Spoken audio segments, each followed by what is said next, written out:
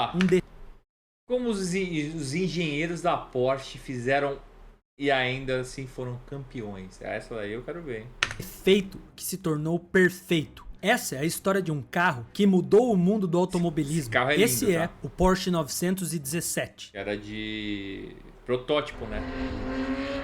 Eu acho esse carro lindo. Epicamente, um carro que revolucionou o mundo do automobilismo para sempre, estabelecendo 24 horas de Le recordes Mans. que perdurariam por meio século. Só que ele nasceu fadado ao fracasso, pois era praticamente indomável, impossível de dirigir, repleto de problemas. Mas o olhar atento e o sexto sentido de um cara viraria o jogo, transformando o carro em uma besta imbatível das pistas. E tudo Baixar no isso meu Assetto do Corsa, dia sim. para a noite. O Porsche 917, um carro que enfrentou desafios aparentemente insuperáveis, derrotou gigantes e gravou seu nome na história da categoria de resistência mais prestigiada do mundo. Em uma jornada verdadeiramente do herói, com tensão em sua fábrica, treta de bastidores, adrenalina nas pistas e a rivalidade feroz com a Ferrari definem essa trajetória. Com reviravoltas dramáticas, momentos de pura genialidade e vitórias históricas, fazem parte dessa narrativa eletrizante que foi imortalizada em um filme de Hollywood. Te conto agora o carro que nasceu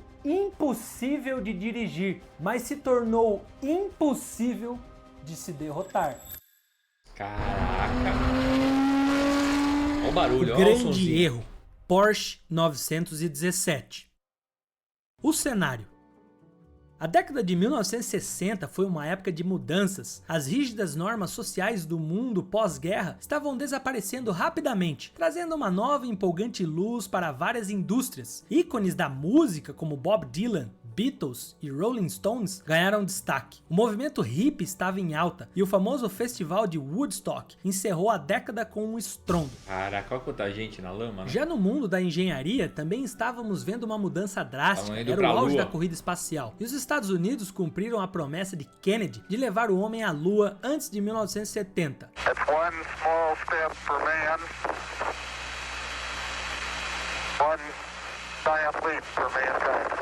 A tecnologia robótica começou a dominar as linhas de montagem das fábricas, redefinindo a manufatura em todo o mundo. Isso se refletia aos carros de rua da época. Por exemplo, nos anos 1960, a indústria automotiva vivia uma era de prosperidade econômica e inovação. Consumidores buscavam carros que fossem símbolos de status e estilo de vida, resultando em alguns dos modelos mais icônicos e potentes da história, como o Jaguar E-Type, lançado em Esse 1961, Jaguarzinho é- com motor de 6 cilindros e Eu 265 tinha uma miniatura cavalos de dele. potência, e que foi aclamado como um dos carros mais bonitos já feitos, sendo elogiado até por Enzo Ferrari. A marca italiana também não ficaria atrás com a Ferrari 250 GTO, lançada em Linda 1962, também. com um motor V12 de 3.0 litros e 300 cavalos. Tornou-se um dos carros mais raros e valiosos. No mesmo ano, outra lenda, o Shelby Cobra, combinando leveza britânica e potência Esse americana carro com um foi motor meu V8 e favorito 271 por muito cavalos. tempo. Em 63, a Chevrolet apresentou o Corvette Stingray, um Esse eu nunca V8 gostei. clássico de 360 Entendo, mas cavalos. nunca gostei. Junto dele, o orgulho britânico, o Aston Martin Aston DB5,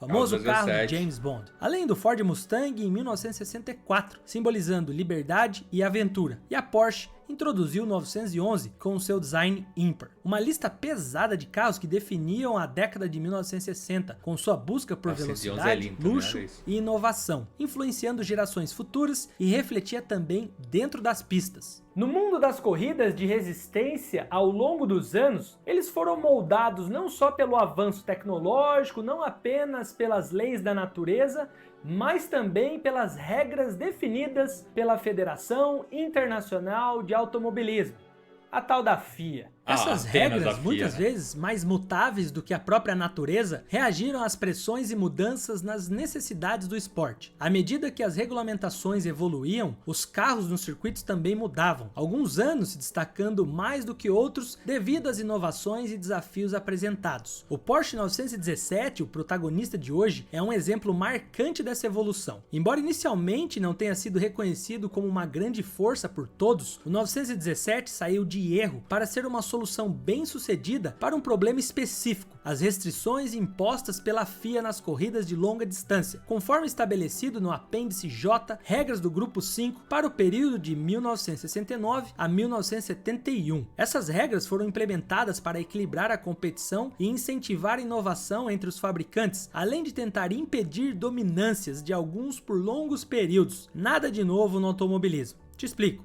E antes de continuar o vídeo, eu queria te dar um conselho, uma sugestão. A gente deixou um link na descrição desse vídeo com uma aula grátis de algo novo que você pode aprender na internet e fazer uma renda extra. Renda extra, hein? Não é tigrinho, não é aposta, não é nada dessas presepadas que esses coaches aí estão tentando vender para vocês. Então, recomendo, assiste o vídeo, quem sabe vai te ajudar aí a longo prazo. Em 1960, foi uma era de intensa competição e evolução tecnológica nas 24 horas de Le Mans, destacando a ascensão de marcas icônicas e momentos históricos. De 1960 a 62, a Ferrari dominava com seus carros. O Ferrari 250 TR60, pilotado por Olivier Gendenbein e Paul Frère, seguido pelo Ferrari TR61, em 61, com Phil Hill e Olivier Gendenbein. Em 62, a Ferrari continuou sua série de vitórias com o 330 TRI LM, novamente com Hill e Olivier. Em 63 e 65, vencia, com clássicos 250P, 275P e 250LM, respectivamente, consolidando sua dominância com 6 vitórias consecutivas. A virada histórica ocorreu em 66, quando a Ford quebrou a hegemonia da Ferrari. O Ford GT40 MK2, eu vi um desse no final de semana, e Chris Amon, que venceu a corrida com a Ford ocupando as 3 primeiras posições. Essa vitória resultou de um esforço massivo da Ford para derrotar a Ferrari, após a tentativa fracassada de aquisição da marca italiana por Henry Ford II. Até 1967, os grandes carros de resistência, geralmente considerados os carros de Le Mans, não tinham limitações de motor. Essa foi a era do próprio Ford GT40 e, como mencionei antes, o MK4, que venceu no ano seguinte. E fica tranquilo, logo vai ter vídeo documentário dessa lenda aqui, eu sei que vocês já pediram. Com tudo isso dito, novas oportunidades para os engenheiros que buscavam as melhores maneiras de desbancar tanto Ferrari quanto Ford e dominar as pistas iria surgir, além de possibilidade de novos protagonistas que era real, e assim apareceria o 917. Porém, a pequena Porsche precisava resolver um grande problema. Antes da glória, o caos.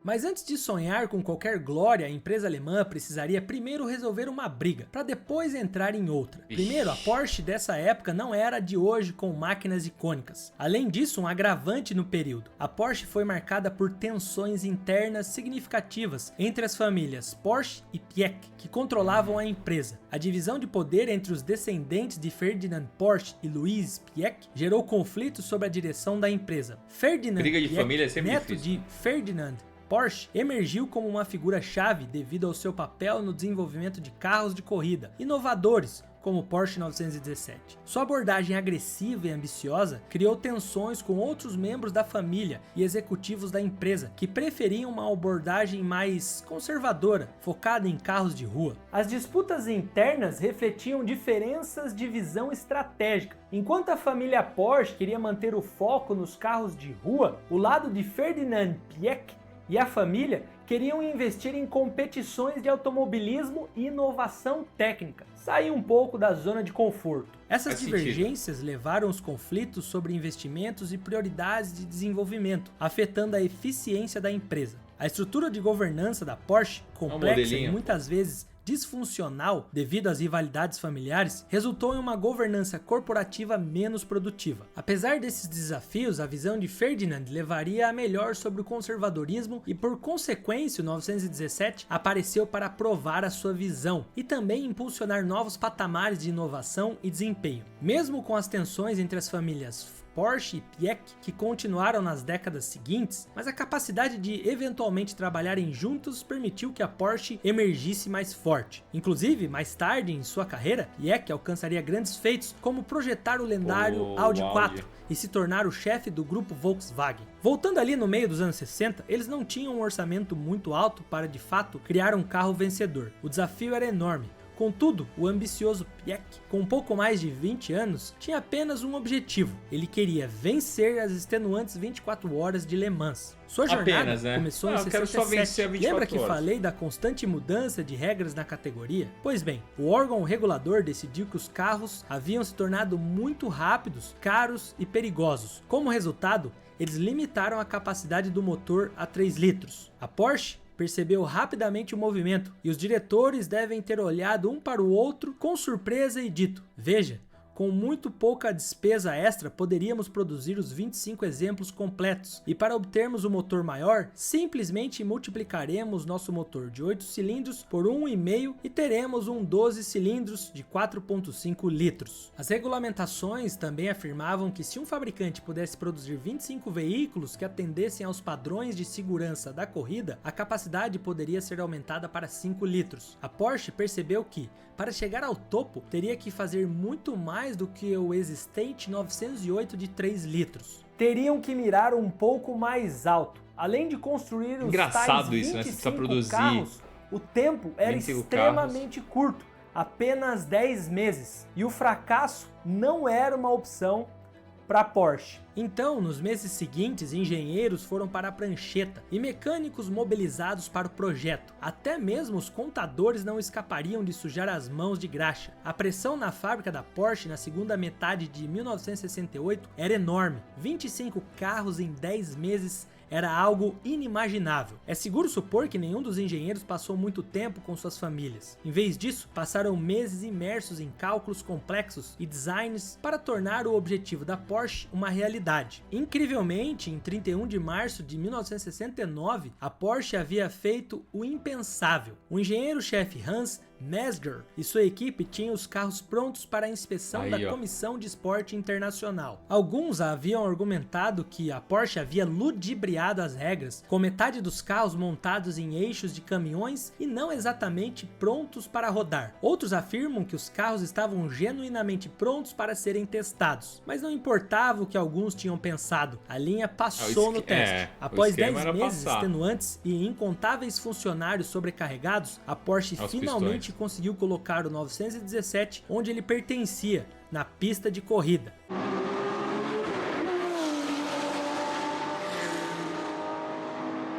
Mas o que faz a Porsche acreditar que o 917 era seu ingresso para a vitória? Afinal, eles estavam competindo contra grandes fabricantes com um orçamento muito maior e um histórico comprovado. A primeira coisa que você precisa saber sobre o Porsche 917 é que ele era ruim. Muito ruim.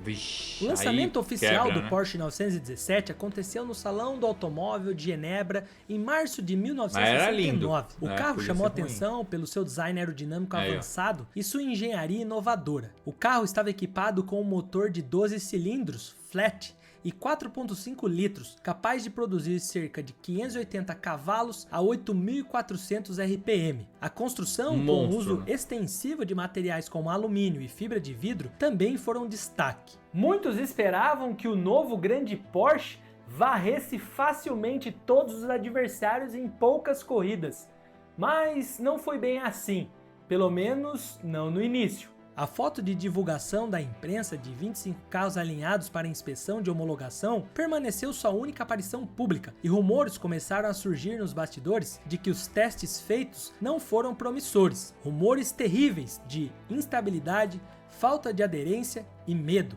Mas afinal, o que o Porsche havia feito de tão errado? Com um custo relatado de quase $1.250.000, e em meros 10 meses de suposição à foto da imprensa, eles haviam criado um motor boxer de 12 cilindros, resfriado a ar, e um chassi de tubo de alumínio, suspenso em geometria moderna de grande prêmio, envolto em uma carroceria coupé em forma de lágrima. Ele tinha inicialmente 520 cavalos de potência para controlar e podia chegar a 370 km por hora, se ele ousasse. Era uma máquina construída às pressas, com experimentação mínima antes, e todos os 25 exemplares incorporavam os mesmos erros. Eles eram quase indomáveis, uma besta furiosa sem controle algum. Parado, era uma obra-prima magnífica. Foi literalmente construída ao redor de seu enorme motor, mais de 272 kg de unidade de potência, com mais de 76 centímetros de comprimento e 76 de largura. Muito leve de fato, com aproximadamente 800 kg,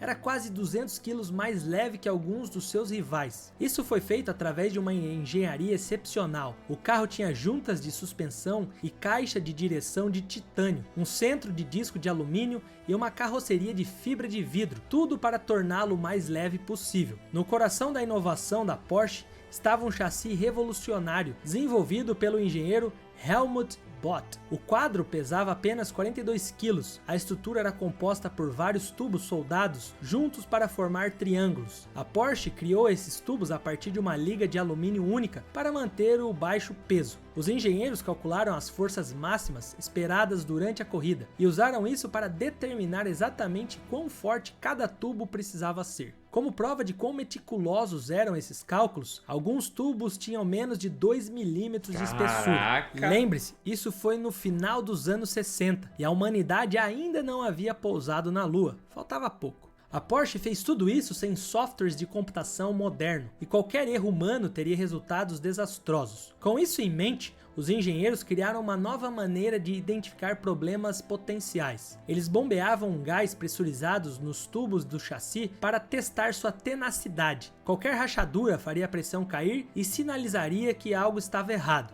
Com todos esses elementos leves juntos, estava o primeiro motor de 12 cilindros da Porsche, que produzia 580 cavalos. Cada unidade levava cerca de 160 horas para ser concluída, e assim como o chassi, era composta de algumas ligas exóticas. Após meses de testes secretos, inovações revolucionárias e dezenas de engenheiros exaustos, o 917 entrou nos testes das 24 horas de Le Mans e o resultado foi um desastre completo. Porém, não havia dúvidas, ele era rápido.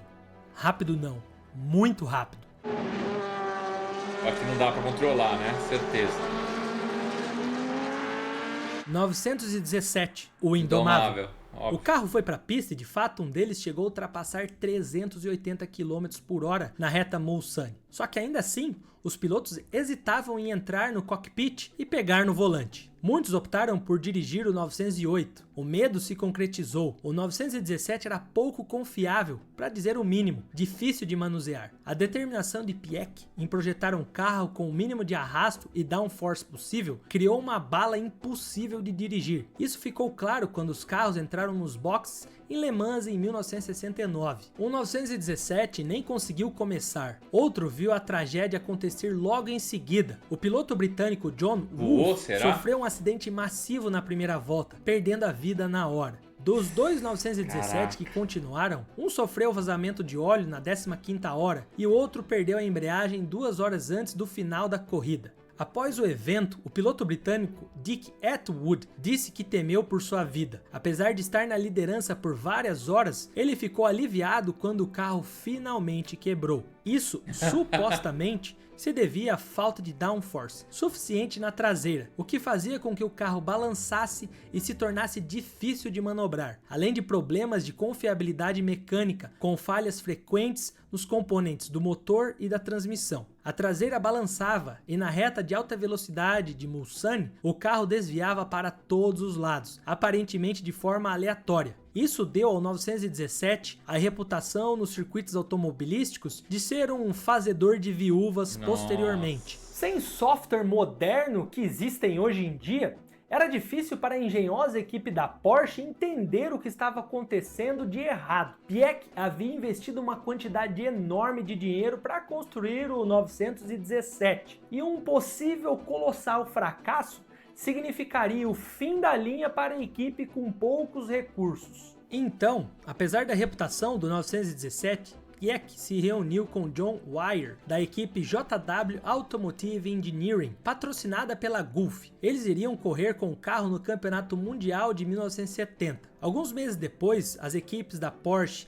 e de Wire se encontraram na Áustria para trabalhar nos problemas. O engenheiro da JW, John Horsman, fez uma observação que salvaria o projeto. Não é novidade que um carro que atinge rotineiramente velocidades acima de 300 km por hora tenha restos de insetos espalhados pelo para-brisa, e o 917 não era uma exceção. Mas Horsman notou que nenhum inseto pousava na traseira do carro. Tá, para muitos entusiastas de carros, isso não significa nada, mas para Horsman foi um momento de achei. O problema estava confirmado na aerodinâmica do carro. A falta de insetos indicava que o ar não estava fluindo corretamente sobre a traseira do carro, e o 917 não estava produzindo qualquer downforce. Como resultado, Horsman concluiu que essa era a razão da instabilidade atrás do carro, e sem perder tempo algum, uma solução improvisada, mas criativa, aerofólio, foi criada. Armado com chapas de metal, fita adesiva e parafusos, Horsman começou a desmontar a longa traseira do carro naquela noite. Nenhum engenheiro de nenhuma das equipes foi para a cama. Em vez disso,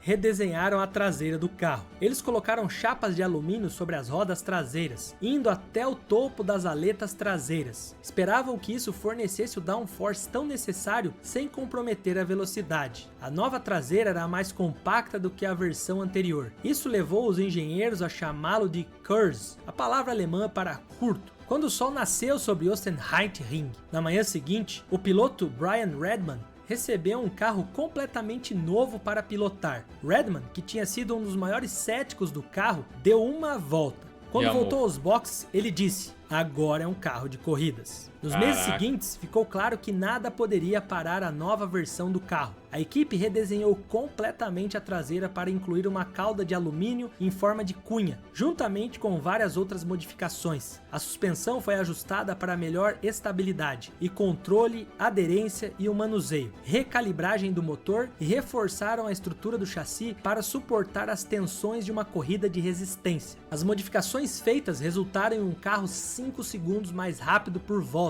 e principalmente mais estável e confiável. A versão revisada seria conhecido como 917K e viria 917K. Forte para a revanche 917K. A edição de 1970 das 24 Horas de Le Mans é uma das mais memoráveis e significativas na história. A corrida teria um total de 51 carros, representando uma ampla variedade de fabricantes e formidáveis adversários como a Ferrari com seu modelo 512S. A Ferrari tinha uma equipe forte, bem financiada, com vários carros inscritos e pilotos talentosos, Ferrari, né? Incluindo Jack Ickx, Ignazio Giunti e Nino Vaccarella, que seria o principal rival. Além da Matra Simca, com o MS650, outra forte competidora, era conhecido por sua durabilidade e inovação técnica, e as perigosas Alfa Romeo T33/T, que embora não tão dominantes quanto a Ferrari e a Porsche, a Alfa Romeo também era um competidor notável, trazendo o T33 para a corrida. Outro motivo, a chuva. A tempestade que vinha se formando nos dias anteriores à corrida tornou a já desafiadora pista ainda mais difícil de se navegar. Mas os pilotos Richard Atwood e Hans Herrmann pareciam bem confiantes. O 917K, recém-saído de uma vitória em Daytona, estava pronto para o desafio. Desde o início, a corrida foi uma batalha entre Porsche e a Ferrari. Nas primeiras horas, a chuva intensa causou vários acidentes e muitos carros foram eliminados na competição. A visibilidade e a aderência eram extremamente precárias, tornando a pilotagem um desafio formidável. Os Porsche 917Ks mostraram-se muito fortes, mantendo um ritmo rápido apesar das condições difíceis. A confiabilidade e a velocidade fizeram a diferença. A Ferrari sofreu uma série de problemas mecânicos e acidentes que eliminaram muitos de seus carros. Os adversários Matra e Alfa Romeo também enfrentaram dificuldades e não ameaçaram. Durante a noite a chuva continuou e a corrida viu mais abandonos devido a acidentes e falhas mecânicas. As condições melhoraram um pouco na madrugada, mas a pista ainda estava traiçoeira. Nas horas finais, o Porsche 917K, pilotado por Hans Herrmann e Richard Atwood, manteve a liderança. A estratégia da equipe Porsche e a resiliência dos pilotos foram cruciais para sustentar a vantagem. Você viu um simples ajuste no carro, 24 horas depois e 343 voltas completadas, Atwood e Herrmann venceram, dando a Piëch e a Porsche Salzburg sua primeira vitória em Le Mans. E o sonho que virou realidade ficou ainda melhor, cravando também o segundo lugar com o 917K da Lindo, equipe hein? Martini Racing. E completando o pódio, uma Ferrari 512S. Kann mir und konnte mir keinen besseren Abschluss vorstellen. Em 1971, a Porsche fez alguns ajustes finos, notavelmente introduzindo um chassi de magnésio, tornando uma obra-prima. O carro também foi decorado com duas pinturas icônicas, uma das quais apresentada no filme Le Mans, estrelado por Steve McQueen, além de uma versão otimizada de desempenho, o 917 LH. Novas regulamentações permitiram o uso de motores maiores e mais potentes, beneficiando a Porsche, que já estava à frente em termos de inovação técnica e, inevitavelmente, os pilotos que emergeriam vitoriosos foram os companheiros de equipe Helmut Marko. Sim, ele mesmo, o diretor da Red Bull Racing, e Hans van Lennep. Dessa vez, a equipe Martini Racing chegou ao topo. A dupla liderou a corrida por 11 horas e quebrou 2 recordes que se manteriam até 2010. Eles terminariam com uma velocidade média de 222 km por hora e cobriram uma distância de 5.335 km.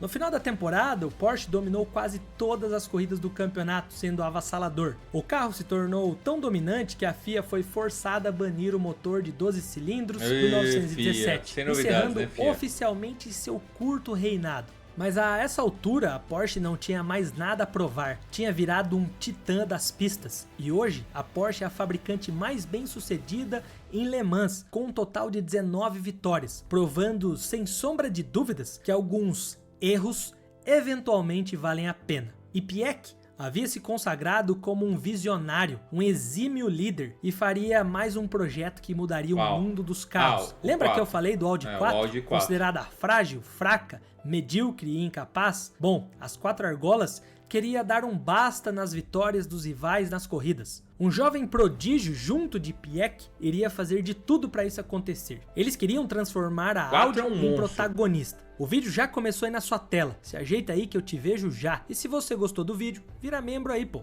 dá essa moral. Dá essa moral.